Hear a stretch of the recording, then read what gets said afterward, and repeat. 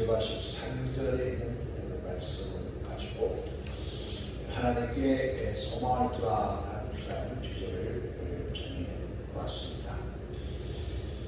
현 시대를 우리가 절망의 시대라고 그렇게들 말하고 있습니다. 정말 그러한 것도 소망을 둘 곳이 없는 그 절망의 시대를 살고 있기 때문이라 했습니다. 그러나 오늘 성경은 우리에게 말씀을 해주고 계십니다. 열방이 그에게 소망을 두리라 했습니다. 여기에서 여기에 그에게라는 말은 하나님께 소망을 두라. 오늘 13절에 보면은 소망의 하나님이 이 모든 기쁨과 평강을 믿음 안에서 너에게 충만케 하사 성령의 능력으로 소망의 넘치게 하시기를 원하노라. 하나님께 소망을 두는 자는 절대 절망하지 않는다라는 겁니다. 그러니까 절망하나 낙심하지 않는다. 그러니까 하늘의 소망을 두라. 즉 여기서 소망이라는 말은 히브리어로 카와는 의미를 가지고 있고 헬라어에는 엘피스라는 말을 가지고 있습니다. 그 뜻은 성경 고대하고 기대한다 이 말입니다. 즉 하나님과 하나님의 사랑과 무한한 능력에 대해서 신뢰를 나타내는 말씀이죠. 그래서 우리 인간은 사람은 반드시 하나님께 고대하고 기대하는 그러한 삶을 살면은 절대로 우리가 실망하지 않는다라고 그렇게 말씀을 해주고 있습니다. 사람은 누구나 기대와 꿈이 있었기 때문에 우리가 살아갑니다. 만일 사람에게 꿈을 상실하고 나면 나 같은 존재는 아무런 소망이 없다고 생각하고 이 세상에 살아가는 가장 불행한 사람이 됩니다. 인간은 소망이 없는 사람이 가장 불행한 사람이 되었습니다. 이 세상에 가장 무서운 게 있다면 그 바로 꿈을 잊어버린 사람이다. 꿈을 잃어버린 사람이 가장 불행한 사람, 가장 무서운 사람이다. 그렇게 말하고 있습니다.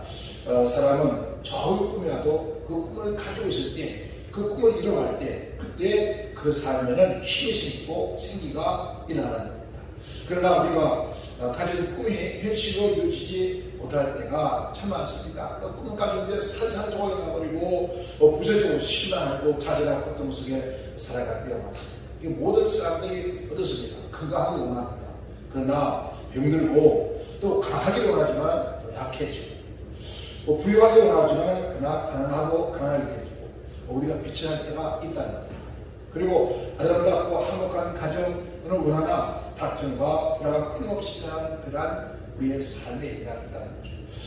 항상 성공을 기대하지만은 간절히 원하지만은 실패가 거듭되어지고 낙심되고 좌절되고 절망 가운데서 처할 때에 하나님께서 우리에게 이 말씀합니다.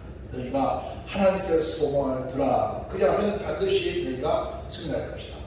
오늘 사도 바울은 이 말씀을 깊은 신앙의 체험을 사도 바울이 우리가 하는 말인데 그는 죄 가운데 그래서 오라 공부한 사람들다 내가 이 죄 가운데서 이 사망에 누가 나를 건져내 줄 거라고 고백했던 그 바울의 고백 그리고 떠나가서는 그런 지경이 있었습니다. 눈에 안질이 있었다죠. 안질.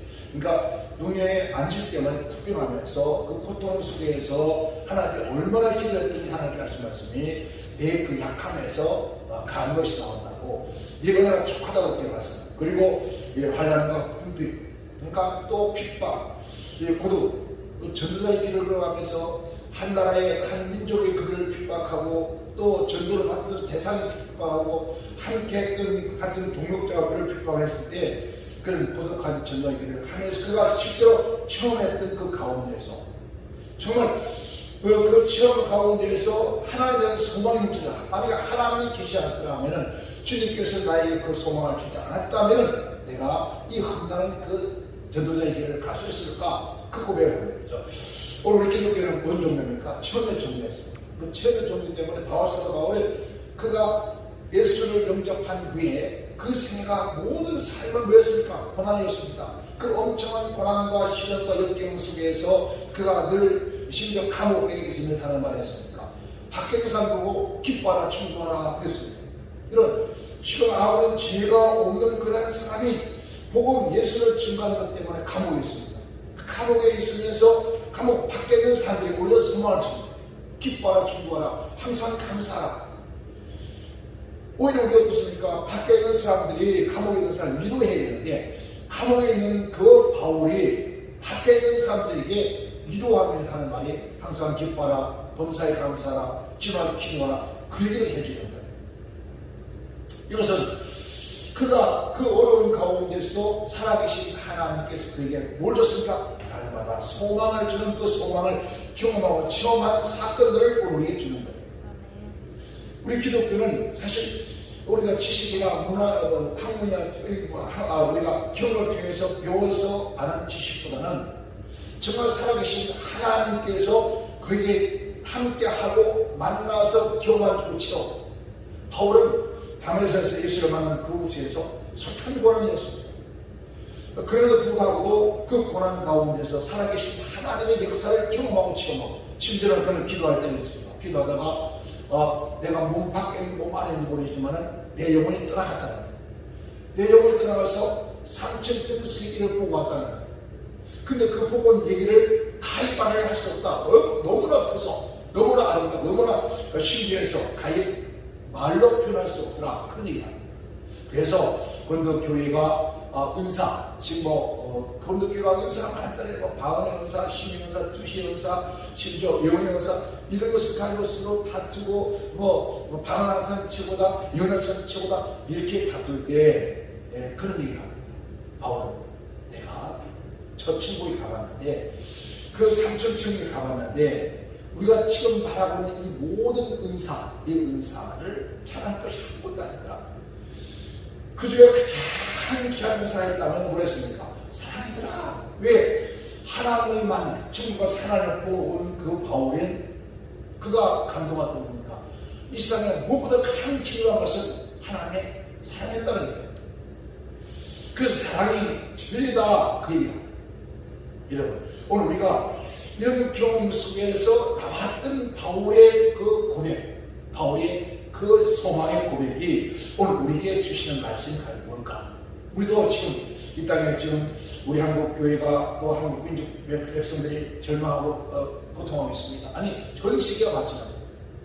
이 가운데서 우리에게 이 어떤 소망을 위해 줄 수 있을까? 오늘 말씀에서 이 위대한 우리의 소망을 줍니다. 첫째는 무에서 위를 창조하신 하나님께 소망을 두라. 그래서 하나님 우리의 소망이시다. 창세기 1장 1절에 태초에 하나님의 천지를 창조하시더라. 그러니까 아무것도 없는 곳에서 뭘 만드십니까? 천지를 창조하신 겁니다. 그러니까 무에서 위를 창조하신 분 하나님이시다. 그래서 우리가 아무것도 없이 빈손을 들고 있다 할지라도 근심하지 말라. 두려워지 말라는 거예요.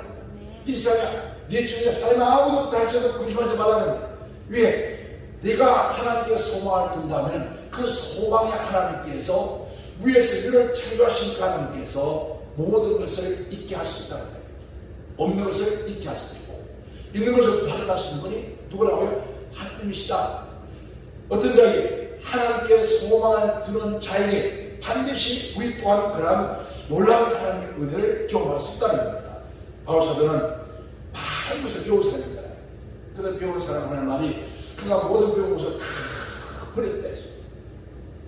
다 버리고 그가 경험한 것은 내가 가난한 자에게 전도하여서 가난해 보겠다고 또 부유한 사람들에게 복음을 전해서 부유한 삶을 들어보겠다고 그리고 수없이 많이 배운 히브리어 헬라에 능통한 그런 사람들에게 복음을 전해서 그 또한 헬라의 히브리어 통해서 그들에게 전도하겠다고.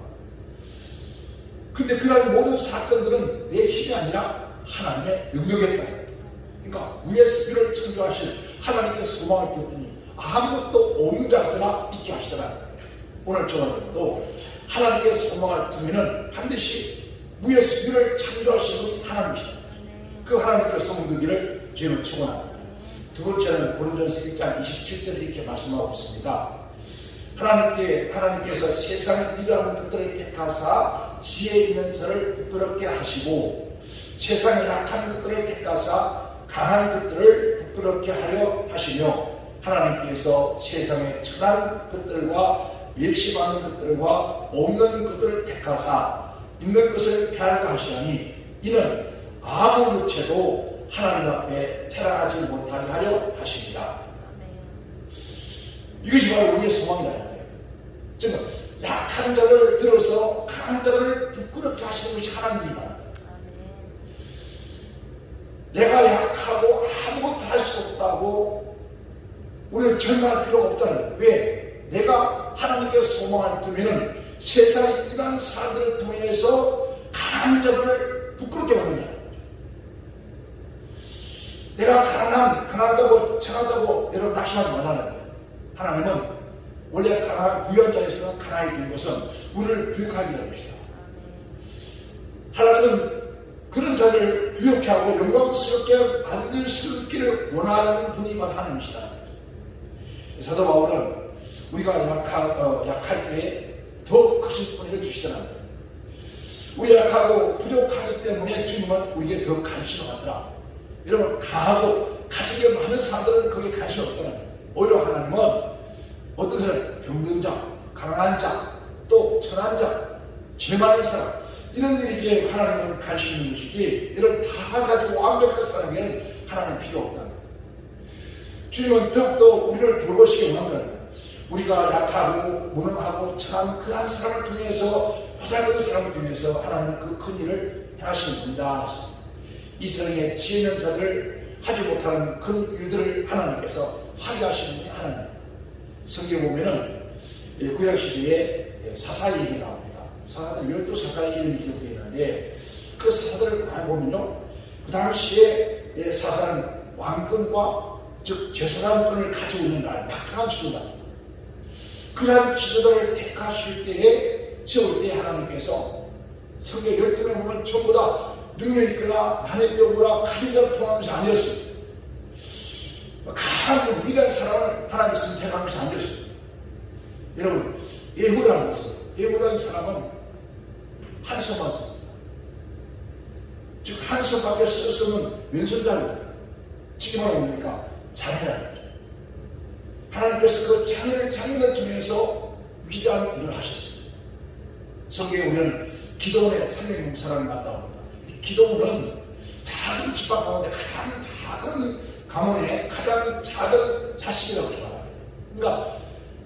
그러니까 이세의 아들 가운데 8명이 있는데, 그 가운데 다윗이 가장 집안에 천하에 보는 것처럼 이 기도원도 그 가문 가운데서 가장 낮은, 가장 쓸모없는 그런 존재였다는 거예요. 근데 하나님께서 그를 통해서 엄청 일을 하신 거예요. 일단은 호르몬입니다. 호르몬 밑에 살았어요. 그 어머니는 이런 기생이 몸입니다. 그 기생의 몸에서 서자로 태어났어요. 이 서자로 태어난 그 이 딸을 통해서 하나님 거룩한 일을 하신다는 겁니다. 삼갈은 이런 소를 보는 보도 못하는 보잘것없는 목동이었습니다. 그 목동을 통해서 하나님은 위대한 일을 하셨어요. 두보라가 누굽니까? 연약한 여인입니다. 연약한 여인을 통해서 하나님의 거룩한 뜻을 이루는 자, 한단을 통치하는 위대한 사사가 되죠. 이 하나님께서 이러한 약한 자, 부족한 사람을 통해서 강한 자들이 하지 못하는 일을 하게 하시는 하나님입니다. 오히려요, 삼손은 강한 자입니다. 근데 삼손은 실패했습니다. 그 나중에 깨어지고 부셔지고 다약한 존재가 되어지면서 겸손한 자리에 앉았을 때, 그제서야 하나님의 거룩한 뜻을 이룹니다. 오늘 많은 사람들이 나는 아무것도 할 수 없다, 나는 약하다, 나는 병들었다, 나는 지혜가 부족하다, 나는 배우지 못했다, 나는 가진 것이 없다, 이런 것을 우리는 절망합니다. 그러나 우리 하나님 백성은 하나님께 소망을 두면 그 하나님께서는 그러한 자를 통해서 바로 가지고 배우고 위대한 자들을 아주 쉽게 말하면 여기서 말하는 아주 모든 것들을 다스리셨다. 26의 제자들 12제자가 한다고 했어요. 그래서 12제자가 전부 다 서민, 전부 서민들에 속합니다. 물론 그 가운데 한 사람, 세리마트는 그 당시에 세리마트는 요즘도 뭐 이런 세무서 다른 사람들 잘 살잖아요. 옛날에 지금은 못하는, 옛날에는 세무서 직원들 하면요, 다들 시집 가는 거 그냥 간다고 했어요. 왜? 그런 말 있잖아요. 3년만 세무서 근무하면 집안이 산다는 말 했었습니다. 근데 하물며 여러분, 식민지 국가에서 세무서에서 근무하는 생각이 있어요. 얼마나 이런 많은 부여를 누렸을까요? 근데 그 마태만 이런 그런 자리에서 그다음 처음보다 서민이었어요. 심지어 뭐였습니까? 거기는 어부들이었습니다. 근데 하나님께서 저들을 붙잡아 쓰시니까 큰 일을 할 수 있습니다. 하나님께서 그를 통해서 온 세상을 여러분 뒤집었습니다. 로마가 그 위대한 나라, 그 위대한 나라를 뭘 더했습니까? 하나님의 말씀, 복음을 통해서 그 나라가 정복되어집니다. 오늘 하나님께서도 이 시대도 하나님께서는 가진 자, 많이 배운 자, 많은 것을 누리는 사람, 그런 자를 통해서 하나님이 하는 것이 아니라 아무것도 없기 때문에 오직 하나님만 바라보고 하나님만 의지하고 하나님께 소망을 두는 자를 통해서 하나님은 그 위대한 일을 하시다. 왜 그럴까요? 가진 자는 절대로 하나님께 소망을 두지 않습니다. 왜? 내 가진 것이 소망입니다. 내 자녀가 소망입니다. 내 돈의 소망입니다. 내 집의 소망입니다. 그 말은 건강한 사람, 내 건강의 소망. 우리 한국 사람은 그런 말 하죠. 없어도 괜찮다. 건강하면 된다. 여러분 건강한 거 하루아침에 살아야 된다. 건강한 자방 살아요. 그저께 자기는 평생 감기 왔다면 안 먹어봤다. 감기 왔다면 안 먹어본 사람이 여러분 샤워하고 잠자다가 그냥 갔어요. 아무리 건강해도 여러분 사람이 죽고 사는 일에는 우리 인간이 뭘 할 수 있는 게 아니에요. 건강하면 뭐도 다 할 수 있잖아요. 그런데 하나님은 건강하다고 하는 것이 아니에요. 하나님께서 우리의 건강을 주셔야 되고 그 건강을 통해서 어떻게 우리를 사용할 따라 달라지는 것이기에 오늘 우리 모두가 이 땅에 살아가면서 하나님 앞에 소망을 두기 바랍니다. 어떤 꼴을 믿어도 나의 소망은 하나님께 있다. 그의 소망을 두었을 때 반드시 우리가 생각할 수 있습니다. 세 번째는 죽어도 영원히 살 수 있기 때문에 우리가 소망이 있다. 요한복음 11장 21절에 나는 부활이요 생명이니 나를 믿는 자는 죽어도 살겠고 오래 살아서 믿는 자는 영원히 죽지 아니하리라. 너희가 이것을 믿느냐 하고 있습니다. 여러분 예수님은 십자가에 죽고 삶아 부활하셔서 우리에게 부활의 소망을 줬습니다. 그래서 죄와 사망에 죽을 수밖에 없는 우리 인간에게, 절망하는 인간에게 우리가 산 소망을 주다. 아무도 육체의 죽음을 할말 수 없습니다. 누가 죽으면 육체의 죽음을 상관할 수 있습니다. 그래서 성경 말합니다. 사망아 너희 써는 것이 어디 있느냐? 사망에 써는 것은 죄요 죄의 권능은 율법이라. 우리 주 예수 그리스도 말미암아 우리의 이김을 주신 하나님께 감사합니다. 사망에 써는 것, 즉 사망이 우리가 찾아오는 주가 뭐냐? 그건 바로 죄라는 거죠. 죄의 권능은 율법이다. 즉 그래서 모든 사람이 그 죄로 말미암아 죽을 수밖에 없다. 그러나 우리 주 예수 그리스도 말미암아 그 죄와 사망에서 이길 수 있기 때문에 감사하는 거죠. 우리 모두가 여러분 어떤 절망 가운데서도 소망 되신 하나님 바라보시고 우리에게 무한한 생명을 주신 주님을 바라볼 때에 그분께서 우리에게 무한한 생명을 주시네. 오늘 많은 사람들을 세상 살아가면서 왜 사람들이 자꾸 두려워하고 무서워하고 두려워하고 무서워하는 이유가 저는 그런 경험을 해봤습니다. 젊은 시절에 공사 현장에서 그 공사 현장 작업하는 지도를 하는 가운데서 지금이야 워낙 이제 발달에 대해서 이 다리를 놔도 다리바를 씌울 때 좀 쉽게 안 해요. 근데 옛날에는 그 다리바를 하나하나 씌울 때마다 그 콘크리트를 비벼 넣었어요. 콘크리트를 비벼 넣을 때 비벼 넣고 난 다음에 그곳에 이제 물이 다 젖어지고 뿌듯 때까지 기다립니다. 그것이 어떻게 잘 마무리되어 가는가 하고 그 다리 위로 올라가서 공사 현장 올라가서 지금 아시발 쳐놨습니다만 그 현장을 보다가 발을 잘못 들여서 그 콘크리트 피워놓은 곳에 다리 속에 그 부등이 빠져버렸습니다. 빠져서 여러분 사람이 죽어가는 거예요. 정신이 멀쩡하면서 죽음에 올 때 그만큼 두려움이 없습니다. 죽음은 이렇게 살아서 죽은 죽음은 심장에서 가장 먼 곳에서 죽어갑니다. 즉 발가락 끝에서 감각이 없습니다. 점점 감각이 없으면서 이게 올라옵니다. 점점 올라오는데 그 죽음의 공포, 죽음의 두려움, 이 죽음의 공포, 죽음의 두려움을 경험하지 못한 사람들은 아무도 말로는 예수 믿는 사람들이 그런 얘기 합니다. 아, 죽음을 친다는데 뭐 걱정하냐, 영원한 생명인데. 그런데 막상 그 죽음이라고 하는 것은 딱 갇혀있어요. 물론 그 당시 제가 예수를 안 믿기 때문에 더 두려울지도 모르겠어요. 왜 죽은 후에 기대할 수 없잖아요. 어떤 것도 바라볼 수 없는 죽음 끝이니까. 근데 그 죽음 앞에서 정말 그 두려움의 공포는 가히 입으로 상상할 수 없어요. 그런 경험을 해본 사람은 예수 믿고 난 다음, 제가 예수 믿고 난 다음에 이런 세상의 불치등이라는 암을 두 번이나 앓았잖아요. 그것도 병원에서 반드시 1년을 더 산다 그런 말 아니에요. 몇 개월 시한번이세요. 그런 소리를 딱 들어봤어요. 아마 제가 예수를 안 믿었으면은 아이고 하고 말았어요. 그런데 그 소리가 3개월도 못 산다?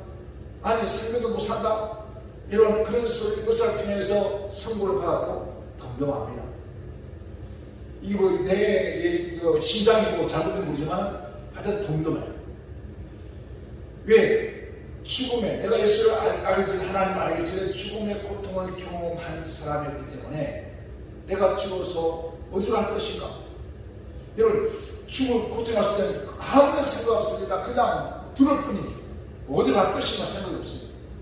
그런데 예수님을 영접하고 예수를 믿고 나니까 이런 죽음이라는 공포를 얼마 살지 못한다는 소리를 들어도 거기에 대한 어떤 두려움이나 내가 죽은 다음에 어떻게 되지? 라는 생각을 전혀 들지 않았어요. 왜? 이 세상에 아무리 우리가 잘 산다 할지라도 저 천국과는 가히 상상할 수 없는 것이거든요. 이 세상에 아무리 우리가 부유하다 할지라도, 아무리 행복하다 할지라도 이런 천국에 나를 비교할 수 없거든요. 이 험한 세상, 이 세상 떠나면 영원한 천국 하나님 나라에 가는데 무엇이 들었겠습니까? 그래서 입에서 나오는 말은 아버지 이제 제 사명 다 했나 봅니다. 이제 가겠습니다. 어디로? 그 영원한 천국. 영원히 아픔도 고통도 탄식도 없는 죽음이 없는 영원한 그 나라에 가는데 뭐가 들었겠어요? 오히려 감사하고 오히려 더 즐겁고 기쁜 마음이 넘쳤어요. 그런데 놀랍게 하나님께서 지금까지 제 몸속에 있는 얼마 전에 암 조직검사를 타셨는데 암 자체가 살았다. 그래서 이 담당 교수가 이러면 동남아시아에서 최고의 1인자입니다. 그 암의 1인자인데 하는 말이 참 이해가 잘 안 됩니다. 이해가 잘 안 돼서 사람이 의학적으로 이해할 수 없는 건데, 암이 몸에 전이가 됐던 암들도 함께 모아졌는데 몸에 전이가 됐기 때문에 살 수 없는 못 살아요. 그런데 암이 모아졌는데 그 모아진 곳을 조직 검사를 해봐야 됩니다. 그래서 그랬습니다. 그만두라고 했습니다. 그만두라고 했는데 그래도 한번 해보자고 했어요. 해봤습니다. 하니까 하는 말, 조직 검사 내용에는 암이 아무것도 없습니다. 여러분, 암이 없다는 거예요. 암이 사라졌습니까? 없다는, 그러면 하는 말이 3개월만 더 한번 더 지켜봅시다. 아니, 암이 없었는데 뭘 3개월 더 지켜봅니까? 했더니 말이 그래요. 그래도 그 사람은 맨날 하면 그래도 3개월 후에 다시 한번 뵙자고. 아니, 지금 내가 지금 몇 년 만에 이거 갔습니까? 병원 왔습니까? 그런데 몇 년 만에 와서 암이 없어졌는데 뭘 또 오라고 하냐고. 그랬더니 무슨 말이었어? 그래도 자기가 그래도 주치의사니까 그래도 한 번 더 보자고 데려볼 거세요. 과연 죽음은 뭘까요? 하나님께서는 우리가 그 하나님께 영원한 생명의 소망을 두면 절대로 죽음이 두렵지 않습니다. 죽음을 두렵지 않으면 모든 질병도 이겨낼 수가 있습니다. 우리 하나님 우리에게 그 말씀합니다. 내게 소망하라. 모든 백성들이 하나님께 소망을 두는 자는 복이 있다. 그 말씀입니다. 소망의 하나님이 모든 기쁨과 평강을 믿음 안에서 너에게 충만케 하사. 그리고 하는 말이 있습니다. 열방이 그에게 소망을 두라 했습니다. 모든 열방의 사람들이 하나님께 소망을 두면 반드시 하나님 우리에게 그 넘치는 소망을 주신다. 우리도 이런 고백을 할 수 있는 그러한 하나님의 백성이 되어야 합니다. 즉 그리스도 아래 있는 자는 죽어도 죽는 것이 아니다. 죽음은 우리에게 절망이 아니라 새로운 위대한 소망을 주는 것이다. 위대한 삶을 주시는 것이다. 이 관문을 통과할 때 그때 우리를 승리합니다. 여러분 이 땅에 수많은 사람들을 그 옛날에 제가 그 해외 선교활동 많이 다닐 때 많은 목사님들이 같이 선교활동 가면서 그런 얘기 합니다.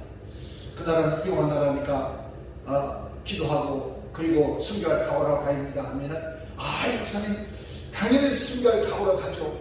순교할 그런 각오가 순교 죽으면 천당인데요. 그런 말을 하면서 갑니다. 그런데요 막상 그런 현장에서 그런 사고를 딱 닥치니까 그들의 유구동성으로 이런 백명타 하는 말이 사람만 갔으면 좋겠다. 어떤 모습이든 방문하고도 살아서 갔으면 좋겠다. 여러분 이런 말들이 하나님의 정부를 위해서 나오는 일입니다. 이런 선교지에 나가서 여러분 어려움을 당할 때 즉